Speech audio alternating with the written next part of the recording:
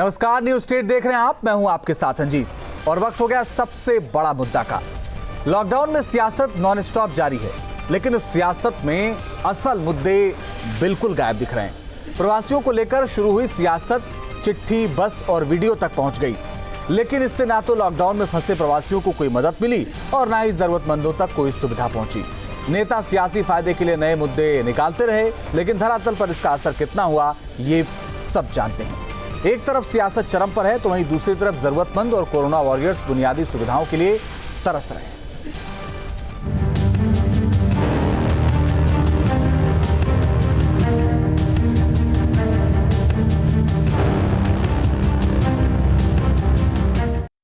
मदद करो, हम लोगों को वहाँ मत लौटाना। वहाँ नहीं जाएंगे, मर जाएंगे चाहे। हाँ। लॉकडाउन में फंसे प्रवासियों के मुद्दे पर सरकार को घेरने का कोई भी मौका कांग्रेस नहीं छोड़ना चाहती। इसी कड़ी में राहुल गांधी ने प्रवासियों से हुई मुलाकात का वीडियो जारी किया और सरकार पर कई सवाल खड़े किए।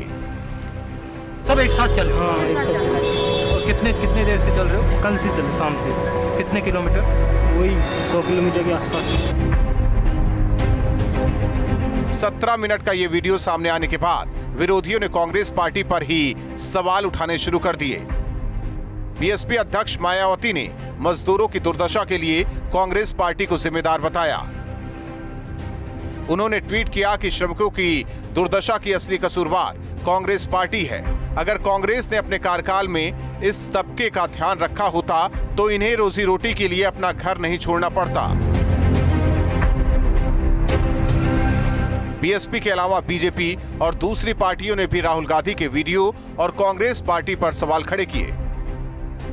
नहीं, अपोजिशन को तो इस समय ओछी राजनीति नहीं करनी चाहिए, इस प्रकार के आरोप प्रत्यारोप नहीं लगाने चाहिए। कारण क्या है कि ग्रामीण क्षेत्रों में जो कोरोना से संक्रमित लोगों की संख्या बढ़ी हुई दिख रही है, उसका कारण है कि जो अप्रवासी मजदूर दूसरे राज्यों से आए, सरकार के पास जिनके बारे में सूचना है, जो ट्रेन से या बसों द्वारा लाए गए, उनका तो सरकार कायदे से चेकअप भी करा रही है और सारी व्यवस्था भी हमने इस प्रकार बनाई थी कि वो जहाँ पर भी आएंगे अपने गंतव्य पे पहुँचेंगे, वहाँ उनका टेस्ट होगा, आवश्यकता होगी तो उनको क्वारंटीन किया जाएगा। वहीं कांग्रेस पार्टी राहुल गांधी के बचाव में खड़ी है और सरकार पर निशाना साध रही है। सरकार घोषणाओं पर घोषणा करती रही। आज भी सरकार दावे कर रही है कि हम जिले स्तर पर जांच कराएंगे। आज भी लोग सहारनपुर से जांच कराने लखनऊ आ रहे हैं। आज भी आप इलाहाबाद से लोग जांच कराने लखनऊ आ रहे हैं। तमाम सारे जिलों से लखनऊ में आ रहे हैं, तो जिलों में कहीं जांच नहीं हो रही है। लगातार मरीज बढ़ते जा रहे हैं, तो कहीं ना कहीं सरकार की नीति और नीयत में खोट नजर आता है। एक तरफ कोरोना काल में सियासत का दौर जारी है, वहीं दूसरी तरफ जरूरतमंदों को सुविधाएं नहीं मिल पा रही है। फिरोजाबाद में एक पुलिसकर्मी को कोरोना टेस्ट कराने के लिए दिक्कतों का सामना करना पड़ा। ये वीडियो सामने आने के बाद प्रशासन पर कई तरह के सवाल खड़े होते हैं। सुबह से मुझे कभी इसके पास जाओ, कभी उसके पास जाओ, कभी वहाँ नाम नोट कराओ, कभी यहाँ कराओ, कोई संतोषपूर्वक जवाब नहीं दे रहा मुझे। काफी बवाल बढ़ने के बाद पुलिसकर्मी का कोरोना टेस्ट हुआ और रिपोर्ट पॉजिटिव आई। जो भी व्यक्ति की जांच होनी होती है, वहाँ से गूगल आईडी जनरेट होकर लिस्ट आती है और उस लिस्ट के आधार पर हम सैंपलिंग करते हैं। यही उन्हें हमने बता दिया था और बाद में जब उनकी आईडी आ गई थी तब हमने उनका सैंपल कर दिया था। लॉकडाउन और प्रवासियों को लेकर सियासत तो खूब हो रही है, लेकिन इन सब के बीच जिन लोगों को मदद मिलनी चाहिए उन तक सुविधाएं नहीं पहुंच पा रही। यहां तक कि कोरोना वॉरियर्स की शिकायतों पर भी कोई ध्यान नहीं दिया जा रहा है। सुबह से मुझे कभी इसके पास जाओ, कभी उसके पास जाओ। Team news state. और इसी पर बात करने के लिए मेरे साथ मौजूद हैं डॉक्टर चंद्रमोहन, भारतीय जनता पार्टी के प्रदेश प्रवक्ता हैं। प्रशांत पाठक जी इस वक्त हमारे साथ हैं, प्रवक्ता पीएसपीएल। सैफ खान है हमारे साथ, कांग्रेस के समर्थक। बाबा हरदेव सिंह जी हमारे साथ, रिटायर्ड आईएएस हैं। आप सभी का बहुत स्वागत है। और साथ ही मेरे सहयोगी निखिल शर्मा भी मौजूद हैं। पहला सवाल सैफ खान साहब आपसे, भाई सरकार तो सरकार कह रही थी कि पॉल्यूशन फैला रहे राहुल गांधी, अब तो विपक्ष भी कहने लगा है कि हमदर्दी कम, मजदूरों से, प्रवासियों से, ये नाटक ज्यादा दिख रहा है।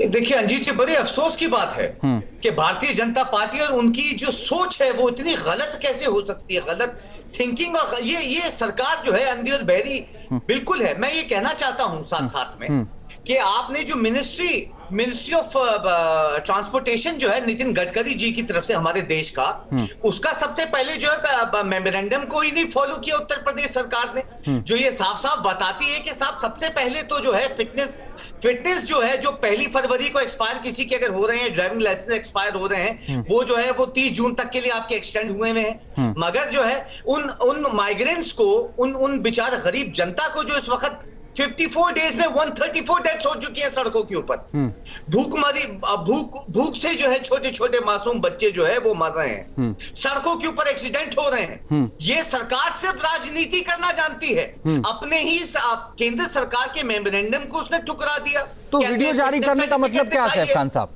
जो वीडियो जारी किया राहुल गांधी ने, इसका क्या मतलब है?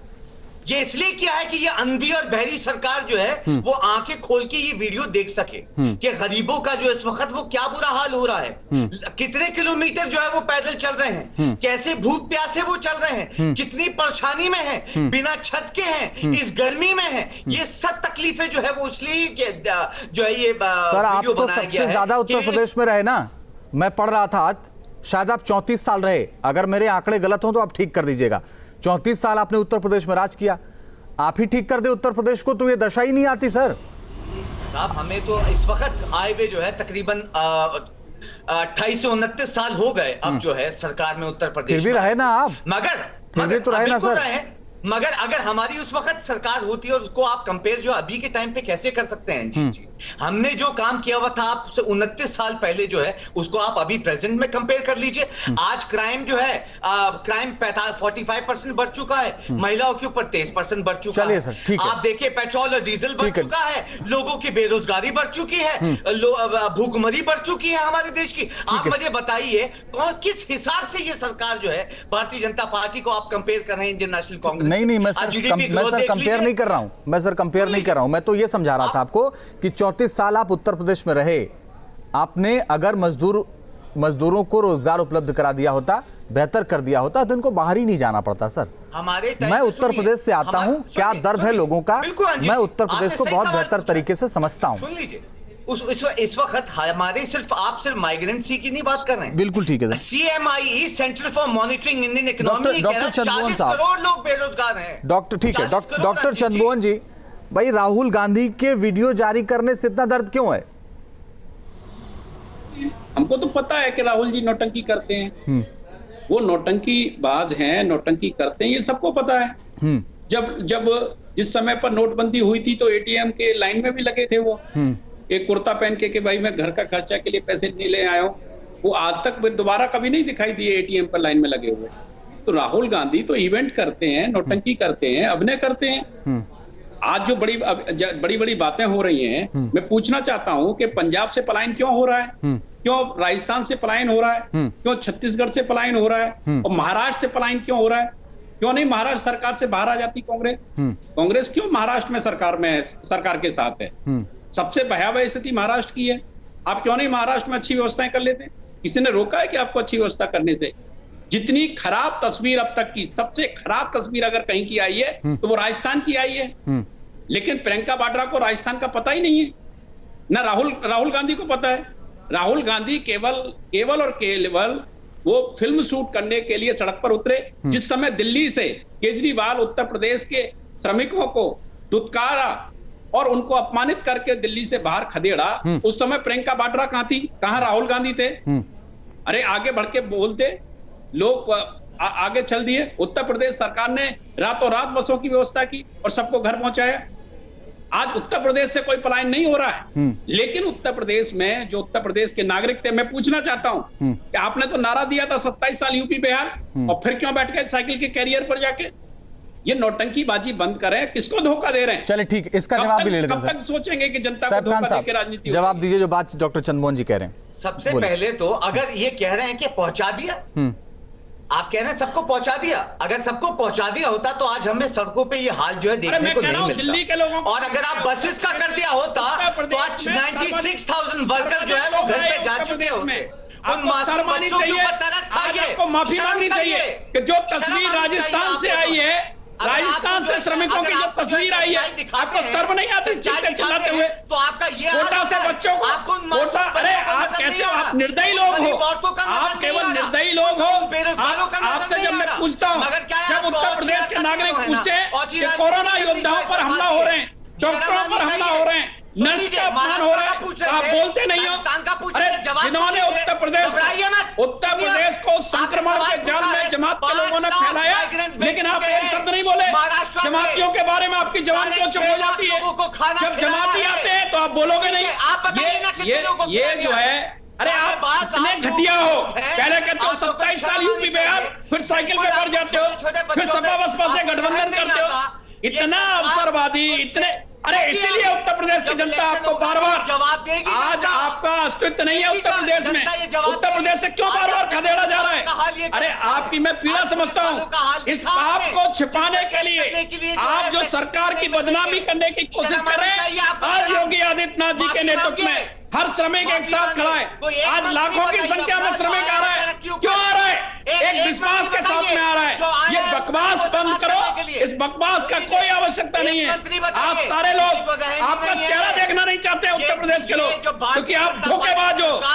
आज प्रियंका वाड्रा केवल नौटंकी कर रही है, झूठ बोलती है प्रियंका वाड्रा। एक माँ होकर भी बच्चों का अपमान करने का काम करती है, एक पत्थर हिलने का व्यवहार करती है। आज उत्तर प्रदेश सरकार ने जो काम किया है, उत्तर प्रदेश सरकार की लोकप्रियता से घबराई हुई है प्रियंका वाड्रा। अरे जाओ, आपको पहले मेरे को ये सुनिश्चित करो कि पंजाब से कोई पलायन नहीं होगा, महाराष्ट्र से कोई पलायन नहीं होगा, छत्तीसगढ़ से कोई पलायन नहीं होगा। क्यों पलायन हो रहा है? कांग्रेस शासित राज्यों से पलायन क्यों हो रहा है? आप पर कुछ है नहीं। एक मॉडल विकसित करते हैं आप, किसी राज्य में आप मॉडल विकसित कर देते। हम कह रहे हैं उत्तर प्रदेश से एक व्यक्ति ने पलायन नहीं किया, लेकिन कांग्रेस शासित हर राज्य से पलायन हुआ। क्यों हुआ? पहुंचा दिए, कितने पहुंचा दिए? कभी गए खुद सड़क पे निकल के, कभी मासूम। अरे आप सड़क पे निकले हो? अरे प्रियंका वाड्रा निकली है सड़क पर। राहुल गांधी एक दिन फिल्म बनाने निकला और फिल्म जारी करके बैठ गए। क्या कर रहे हैं राहुल गांधी? क्या कर रही है प्रियंका वाड्रा? प्रियंका वाड्रा केवल अपमान कर रही है। जब केजरीवाल दिल्ली से लोगों को निकाल रहे थे, प्रियंका वाड्रा क्यों सड़क पर नहीं आई? क्यों राहुल गांधी सड़क पर नहीं आए? आप केवल ओछी राजनीति कर सकते हो, वोट बैंक की पॉलिटिक्स कर सकते हो। आपकी हैसियत नहीं है कि जमात के बारे में एक शब्द बोलो। जमातियों ने उत्तर प्रदेश में कोरोना वायरस फैलाने का काम किया, लेकिन कांग्रेस की यह हैसियत नहीं है कि जमातियों के बारे में एक शब्द बोले। कोरोना योद्धाओं पर हमले हुए मुरादाबाद में आप एक शब्द नहीं बोले। आप बोल नहीं सकते हो। आप केवल वोट बैंक की पॉलिटिक्स कीजिए, आप हिंदू मुसलमान की पॉलिटिक्स कीजिए, आप इसके अलावा कुछ नहीं कर सकते। ये घटिया राजनीति आज खत्म हो गई। आज देश इसीलिए तो आज देश मोदी जी के साथ है, उत्तर प्रदेश योगी जी के साथ है। आज उत्तर प्रदेश के 23 करोड़ नागरिक अपने नेता के साथ खड़े हुए हैं। इसीलिए प्रियंका वाड्रा निराश है, हताश है, छटपटा रही है। भाषण देना जानते हैं, सिर्फ शर्म आनी चाहिए। जाके बच्चों अरे शर्म आनी चाहिए कांग्रेसियों को। कांग्रेसियों जैसा कोई नहीं है। इसीलिए उत्तर प्रदेश की सम्मानित जनता बार बार कांग्रेसियों को चेतावनी देती है। इसीलिए आपको अमेठी से खदेड़ा, सारा गठबंधन किया, सारी कवायदें की। चलिए सर, आप दोनों को पता नहीं एक दूसरे में इतना खोट क्यों नजर आ रहा है। डॉक्टर चंद्रमोहन जी, लेकिन बात तो सही है ना सर, आपकी सरकार है तो ज्यादा जिम्मेदारी तो आपकी बनेगी ना। चंद्रमोहन जी, ज्यादा सरकार आपकी है तो जिम्मेदारी तो आपकी बनेगी ना सर। का निर्माण कर रहा है। हम तो एक बात पूछी कि जमात के बारे में कांग्रेस क्या बोलेगी? जिन जमातियों ने कोरोना बम का काम किया, उन जमातियों के बारे में कांग्रेस कब बोलेगी? चलिए ठीक है सर। डॉक्टर चंद्रमोहन जी, मुझे 1 मिनट का वक्त दीजिए। सैफ खान साहब 1 मिनट सर। आप अभी 2 लोग और हमारे साथ हैं, 2 लोग और हमारे साथ हैं। चंद्रमोहन जी, आपने जो सवाल पूछा है वो भी, और डॉक्टर सैफ खान साहब जो आप सवाल पूछ रहे हैं वो भी मैं डॉक्टर चंद्रमोहन जी से पूछूंगा। मुझे 1 मिनट का वक्त दे दीजिए। बोले प्रशांत जी, आप कुछ कहना चाह रहे थे। जी, बड़ी दुर्भाग्यपूर्ण स्थिति है कि मैं कहना चाहूँगा, चाहे भक्त हों और चाहे दूसरे पार्टी के लोग हों, इन लोगों की संवेदनहीनता बिल्कुल समाप्त हो चुकी है। मैं सुन रहा हूँ दोनों लोगों को जिस तरीके से एक दूसरे के ऊपर आरोप प्रत्यारोप कर रहे हैं। लगभग 18 से 19 राज्यों में बीजेपी की सरकार है, बाकी राज्यों में कांग्रेस और अन्य दलों की सरकार है। राजस्थान से पलायन बहुत बड़ी स्थिति में हुआ, महाराष्ट्र से बहुत ज़्यादा उससे हुआ, और दिल्ली से पलायन बहुत ज़्यादा हुआ, तमाम ऐसे पंजाब से पलायन हुआ। और जो डॉक्टर साहब कह रहे थे कि उत्तर प्रदेश से पलायन नहीं हुआ तो डॉक्टर साहब पहले आप अपनी जानकारी ठीक कर लो। नोएडा से लगभग 2.25 लाख मजदूरों का पलायन हुआ है बिहार और उत्तर प्रदेश के अन्य जनपदों में। पहले तो आप स्थिति को ये समझ लीजिए। दूसरी बात, यदि आप एक दूसरों की हठधर्मिता से अगर आप बाज आ जाए और एक दूसरे के ऊपर आरोप प्रत्यारोप से अगर बात आ जाए तो मैं आपको वास्तविक की स्थिति से आपको परिचय करा देता हूँ। स्थिति ये है कि आज की डेट में उत्तर प्रदेश के अंदर, जैसे मैं वीडियो देख रहा था, जिस तरीके से वो कोरोना वॉरियर्स, जो सबसे फ्रंट वॉरियर्स होता है हमारा सिपाही, हमारा पुलिस का जवान, किस तरीके से बेचारा चीख करके अपनी रिपोर्ट की गुहार लगाता है।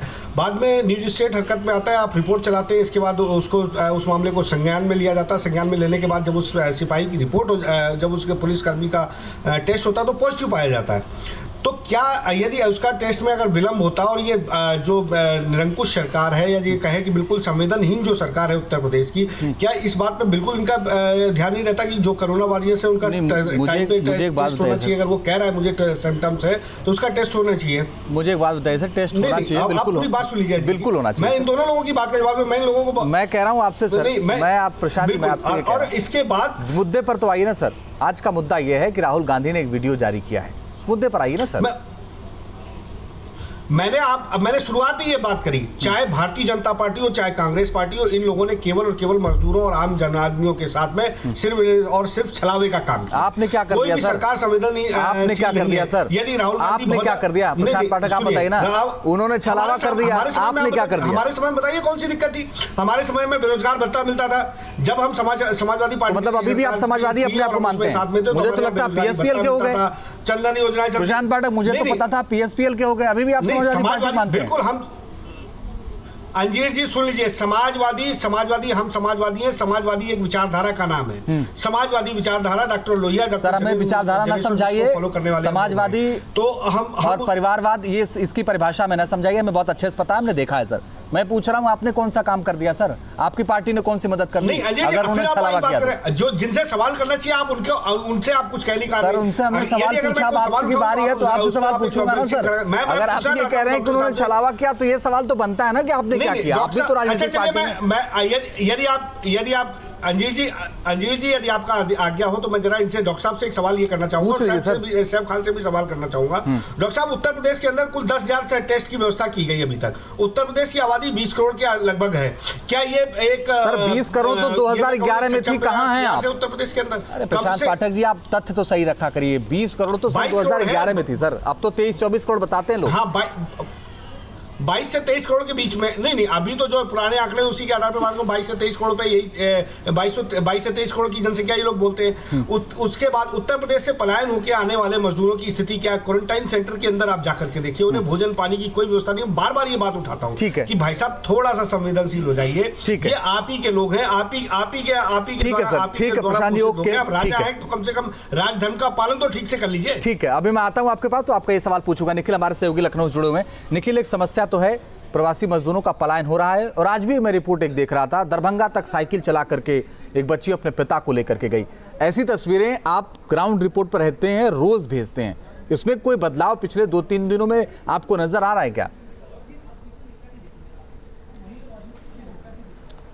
बिल्कुल अंजीत, कोई खास बदलाव नहीं है। तस्वीरें वैसे ही पीड़ा देने वाली हैं। तमाम लोग पलायन कर रहे हैं। कोई साइकिल से चला रहा तो कोई मोटरसाइकिल, जिसके पास जिस तरह के इंतज़ाम है। कई लोगों को तो हमने देखा उन्होंने घर से पैसा मंगाया और साइकिलें खरीदी, नई साइकिलें लेकर वो चले जा रहे हैं महज इसलिए कि वो अपने घर तक पहुंच जाएं।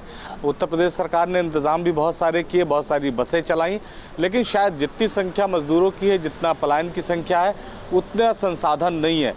कई बार ये भी देखा गया है जो उत्तर प्रदेश परिवहन की बसें हैं उसमें जो निर्धारित संख्या की गई थी कोरोना वायरस को देखते हुए, उससे ज़्यादा लोग उसमें सफ़र कर रहे हैं। तो समस्याएं बहुत बड़ी हैं, बहुत मजदूरों की संख्या, लेकिन इसमें जिस तरह की सियासत शुरू हुई है ये अपने आप में तमाम सवाल खड़े करते हैं। कोई भी सरकार में होता तो जिस तरह से अंजीत मजदूरों का पलायन है और जिस तरह से ग्राउंड पर चीज़ों को देखने को मिल रही, बेहद मुश्किल था किसी के लिए भी इंतजाम कर पाना, क्योंकि जो मजदूर हैं वो निकल चुके हैं। उनका अपना ये कहना है कि हम अपने घर तक तो पहुंच जाएंगे। तो जब सरकार की जो व्यवस्था है उसके अनुसार ना चल के वो खुद घरों पर तक पहुंचना चाहते हैं, तो ऐसे में उन्हें रोक पाना बहुत मुश्किल है। जहां रोकने की बातें आती हैं वहां तस्वीरें तस्वीरें कुछ बदल जाती हैं। तमाम राजनीतिक दल उस पर राजनीतिक सियासत करने लगते हैं। लेकिन ये जरूर है कि उत्तर प्रदेश में इसको लेकर बेहतर काम हुआ। लेकिन जो अभी भी ग्राउंड रिपोर्ट है, उस रिपोर्ट का आधार पर आप तमाम शहरों में, तमाम इलाकों में, तमाम हाईवेज पर आप देख सकते हैं कि जो प्रवासी मजदूर हैं, प्रवासी श्रमिक हैं, वो कहीं बसों में भर के प्राइवेट आ रहे हैं, कहीं ट्रकों में भर के आ रहे हैं, कहीं छोटी छोटी गाड़ियों पर भर के आ रहे हैं। पैदल की स्थिति थोड़ी कम हुई है, चूंकि जो उत्तर प्रदेश परिवहन की बसें हैं वो लगातार हर सड़कों पर निकल रही हैं, तो ऐसे में जो लोग पैदल चलते हुए दिख रहे हैं उन्हें वो पिक करके उनके गंतव्य तक ले जा रही हैं। लेकिन समस्याएं अभी खत्म नहीं हुई हैं जीत। मजदूरों का पलायन अभी इतनी आसानी से रुकने वाला नहीं है। बहुत बड़ी संख्या में मजदूर अभी तक तमाम जगहों पर फंसे हुए हैं। सबसे बड़ा जो सवाल अंजीत ये है कि आखिर उत्तर प्रदेश में इतने मजदूर दूसरे प्रदेशों में जाकर काम करते थे, उनके इंतजाम अभी तक पहले क्यों नहीं किए गए? इससे पहले की सरकारों ने आखिर ये काम क्यों नहीं किया कि उत्तर प्रदेश का श्रमिक को उत्तर प्रदेश में ही रोजगार मिले? तो ऐसे तमाम सवाल हैं जिस सवाल के जवाब अभी आने बाकी हैं। पार्टी को भी देना होगा, कांग्रेस को भी देना होगा और अब भारतीय जनता पार्टी को भी देना होगा, क्योंकि उनको भी काफी लंबा समय हो गया उत्तर प्रदेश में। तो ऐसे तमाम सवाल हैं। जब तक इन सवालों के जवाब नहीं होंगे तब तक इन तस्वीरों को हम बहुत सबके सामने साफ नहीं कर पाएंगे आखिर ये मजदूर ऐसा कर क्यों रहे। जी ठीक है। डॉक्टर चंद्रमोहन जी, आपके ऊपर आरोप ये है जो कि प्रशांत पाठक ने कहा कि आप संवेदनशील नहीं, आप संवेदनहीन हैं, और इसी संवेदनहीनता की वजह से आपने उन बसों को नहीं लिया जिन बसों का ऑफर कांग्रेस ने किया था। कांग्रेस के पास बसें थी नहीं, कांग्रेस केवल प्रोपगंडा कर रही थी। देखिए उत्तर प्रदेश में जो मजदूर आ रहे हैं वो मजदूर कहां से आ रहे हैं? देखिए, अरे भाई चुप रहिए, सुन लीजिए, चिल्लाइए मत। सुनने का धैर्य नहीं है, ये चर्चा नहीं कर सकते। ये लोग भगोड़े लोग हैं। 2014 से लगातार 2019 में ही बड़ी बड़ी बातें कर रहे थे। जब चुनाव हुआ, परिणाम आया, भाग गए। अरे भगोड़ो, जरा सुन लो, समझ लो, धैर्य पूर्वक जरा बात सुन लिया करिए।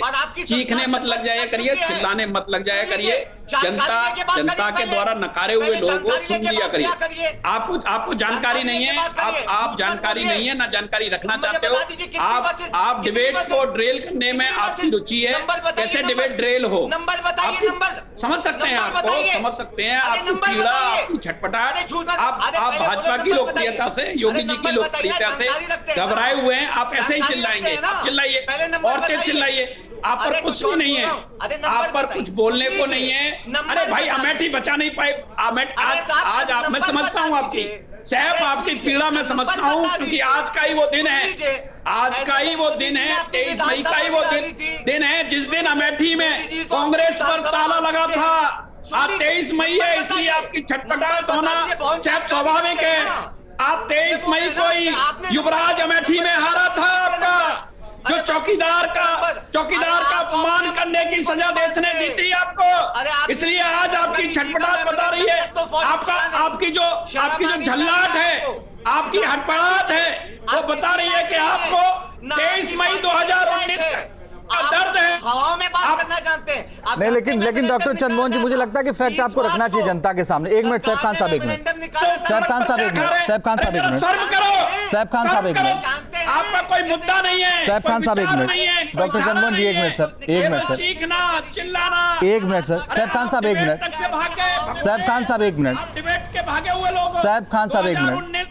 डॉक्टर चंद्रमोहन साहब सुनिए तो, डॉक्टर चंद्रमोहन साहब सुनिए तो, डॉक्टर चंद्रमोहन सुनिए तो, फिर भी अमेठी नहीं बचा पाए। अरे सर ठीक है, सुनिए ना। जो पीड़ा है वो अमेठी की पीड़ा है। डॉक्टर चंद्रमोहन जी भाई, आप अमेठी जीत गए, आप वो तमाम सीटें जीत गए जो आपको जीतना था, आप जय विजय हो जाए, ठीक है, अच्छी बात है सर।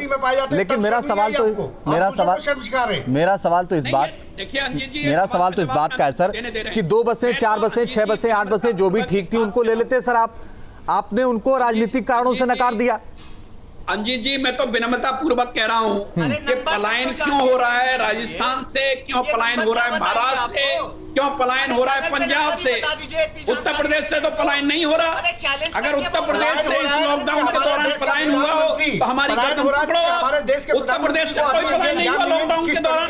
जो पलायन हुआ है वो पंजाब से हुआ है। पंजाब की कांग्रेस क्या कर रही है? पंजाब की धरती पर जाकर प्रियंका वाड्रा खड़ी नहीं होती। और ठीक है, एक सवाल देखिए चंद्रमोहन साहब, आप जवाब नहीं दे रहे हैं। नहीं, आप जवाब नहीं दे रहे। ये सैफ खान साहब, मुझे एक बात बताइए भाई, डॉक्टर चंद्रमोहन जी कह रहे हैं कि आपने जमात को लेकर के कुछ नहीं बोला, और जब नहीं बोला सर वही आ रहा हूँ, मैं बोलता हूँ गलती की है मौलाना साहब। जिस समय कोविड शुरू हुआ, मौलाना साहब ने गलती की, आपके चैनल पे बोल रहा हूँ। एक लेबोरेटरी थी क्या? और आज कितनी लेबोरेटरीज हैं? ये लेबोरेटरी ठीक है डॉक्टर चंदेरी, अब तो आपको जवाब मिल गया होगा ना सर। कोरोना का कहर है तो कहीं ना कहीं वो बरातियों की वजह से है। या प्रियंका उत्तर प्रदेश सरकार नहीं, डॉक्टर चंद्रमोहन साहब, आइसोलेशन वार्ड बनाए, क्या हालत है सरकारी अस्पतालों? हमने उनको खड़ा किया। आज हमने जिस तरीके से आप गोरखपुर क्षेत्र से आते हैं जी, हमने इंफ्लुएंजाइटिस को विजय प्राप्त की, हम कोरोना पे विजय प्राप्त कर रहे हैं। आज उत्तर प्रदेश देश का ऐसा राज्य है जिसमें सर्वाधिक रिकवरी रेट है। आज हम सबसे अच्छी लड़ाई उत्तर प्रदेश में लड़ रहे हैं। वो बात आपकी ठीक है। प्रशांत जी आप बोल लीजिए, समय कम है। प्रशांत जी बोलिए, प्रशांत जी बोल लीजिए, आप समय कम है। मैं ये पूछ रहा हूँ डॉक्टर साहब से, मैं ये जानना चाह रहा हूँ कि क्या कभी किसी एक क्वारंटीन सेंटर में जाकर के उन लोगों का हाल देखा है? तमाम ऐसे पत्रकार भाई सवाल पूछने के लिए मैं बैठा हूँ, सारा सवाल आप ही पूछ लेंगे तो मैं क्या करूंगा यहाँ? पहले शिवपाल यादव जी से कहो कि वो जाके क्वारंटीन सेंटर के हाल देखें। आप नहीं, आप पहले शिवपाल यादव जी को पूछो, आप मुझसे मत पूछो, फर्जी डिग्री आप मुझसे मत पूछो प्रसाद, शिवपाल यादव जी से पूछो। प्रधानमंत्री कमाल हो रहा है, मुद्दे की बात ही नहीं हो रही। सरकार में हो, चलिए जनता तय कर लेगी, जनता तय कर लेगी कौन सच बोल रहा है, कौन झूठ बोल रहा है, कौन तथ्यों पर बात कर रहा है, कौन बिना तथ्यों के बात कर रहा है। आप सबका बहुत बहुत शुक्रिया हमारे साथ जुड़ने के लिए, इस चर्चा में शामिल होने के लिए। तो राजनीति जारी है और राजनीति ये चलती रहेगी, लेकिन हम फिर ये कहते हैं, रोज कहते हैं, आज भी यही कह रहे हैं कि राजनीति किसी और मुद्दे पर कर लेना। वक्त मिलता रहेगा, समय मिलता रहेगा, लेकिन कम से कम मजदूरों पर सियासत नहीं होनी चाहिए।